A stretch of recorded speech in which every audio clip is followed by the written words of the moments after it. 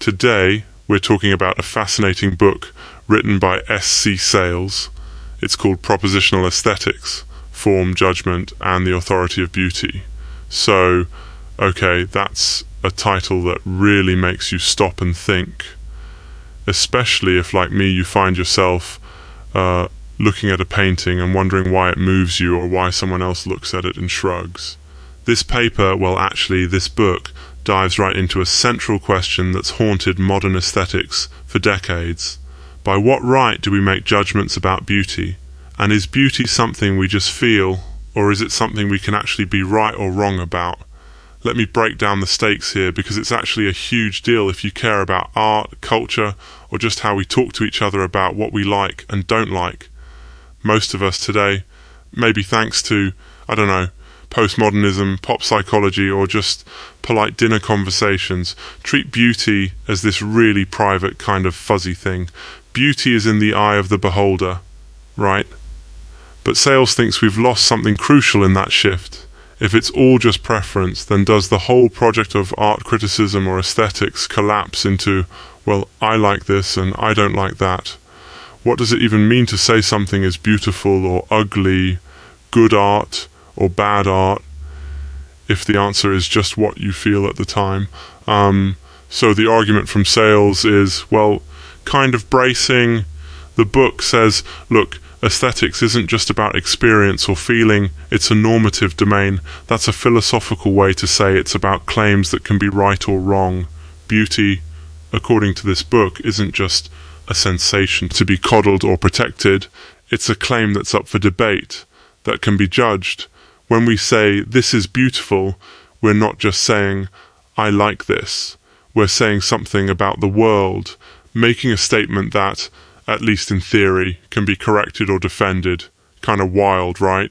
Now, a lot of aesthetics in recent decades has gone another way, focusing on the experience of art, what it provokes, how it feels, maybe even how it helps us cope with life. Sayles, though, says this focus actually leads to confusion and, more dramatically, incoherence. Why? Because if beauty is nothing but feeling or therapy, then there's nothing left to judge. All disagreement collapses into, well, you like it, I don't, and that's the end of it. The key move here is that Sayles wants to restore the idea of authority in aesthetics, not like some top-down art police, but in the sense of what makes judgment possible at all. You can't have correction, argument, or even serious discussion if every claim about beauty is just someone's random feeling. Let me pause for a second here, because, random thought, I once listened to a debate about which is the most beautiful bridge in the world. You'd think, oh, it's just about, taste, but the conversation quickly got technical. Ratios, setting, even the symbolism of bridges. Who would have guessed that beauty could be measured? Anyway, that's probably off topic, but it stuck with me. So the methods in this book are also pretty unusual. Sayles doesn't do like a history of taste or a list of art movements or even nifty stories about how people have reacted to art over time.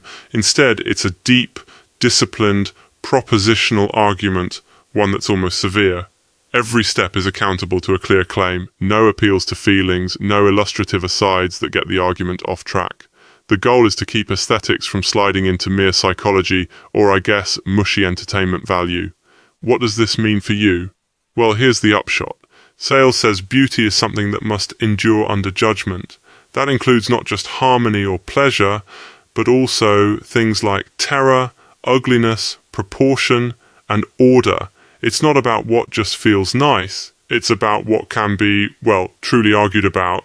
If we treat beauty this way, then art criticism matters again.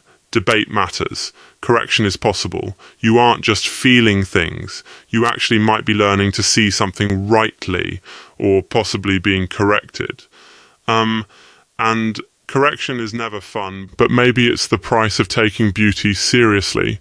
To round this off, the book closes not with an invitation to feel differently about art, but to judge it rightly. Sayles insists that recovering the authority to judge beauty is about restoring meaning to the entire aesthetic enterprise.